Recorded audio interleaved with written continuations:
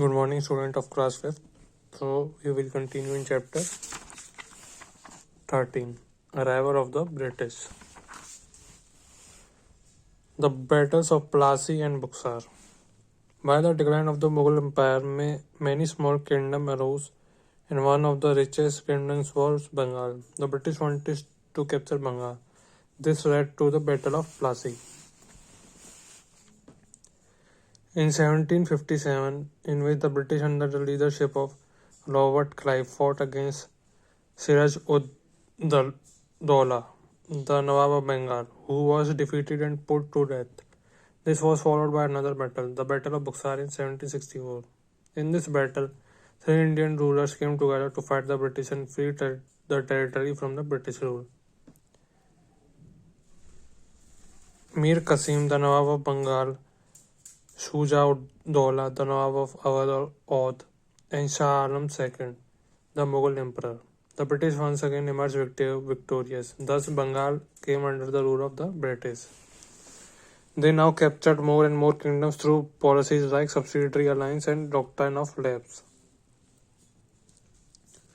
Subsidiary alliance was introduced by Lord Wellesley. According to the alliance, the Indian rulers, who had a lot of rivalry among themselves, would seek British protection but had to give up their native troops and be maintained by British troops within their kingdom. The doctrine of lapse was a policy or a strategy devised by Lord Dalhousie, whereby the British would annex any kingdom if its ruler died without leaving a natural heir to the throne. Soon India became a colony of Britain. This established the foundation of colonial rule in India.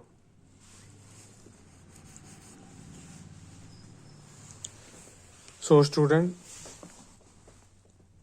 when the Mughal Empire was declining, many small kingdoms arose, and one of the richest kingdom was Bengal.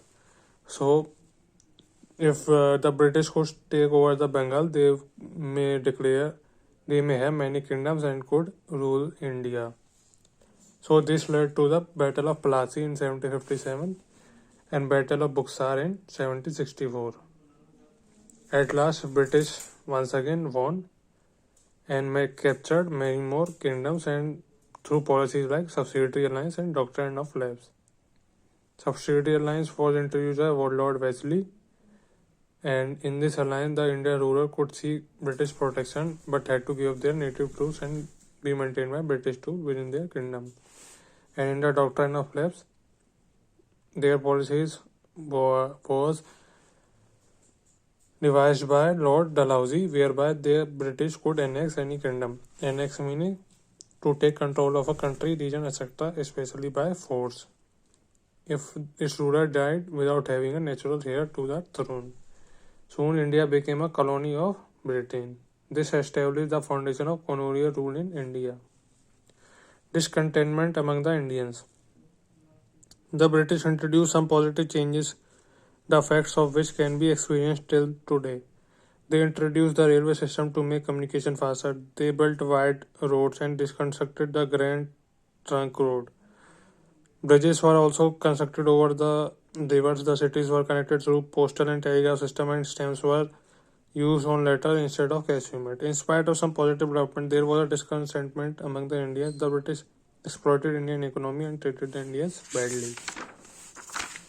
So, student, the British introduced positive changes in India, which we can experience till today. Like they introduced railway system, postal system, and constructed bridges over the rivers, etc.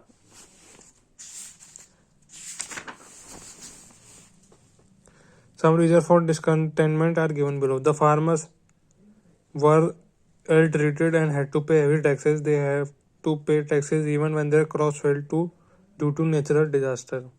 They had to cultivate crops which the British wanted. They were forced to grow indigo and cotton. The economic policies of the British ruined the Indians. Artisans and craftsmen were badly affected by a large-scale import of cheap goods manufactured by the British. They lost their means of earning. As a result of the Industrial Revolution in India, in England, raw cotton was in great demand for their factories. The raw cotton for these factories was supplied from India. In England, the speed of manufacturing fabric on the new machine was much faster. The mill-made cloth was sold at very cheap price in the foreign markets. The Indian weavers and cloth makers were badly affected. The cotton industry in India received a big setback. Lakhs of weavers became unemployed. The British did not allow the Indians to open cotton mills and factories in India. However, India had to supply raw cotton to England for manufacturing the fabric. Fifth, there was growing anger against the unfair policies of the British. Sixth, the Indian soldiers were also unhappy as they were considered to be inferior to the British soldiers and were irritated. The dissatisfaction and anger among the Indians led to minor revolts against the British rule in the middle of 18th century. These revolts were crushed by British as they had better soldiers and weapons. So students, these are the discontentment of the Indian. Thank you.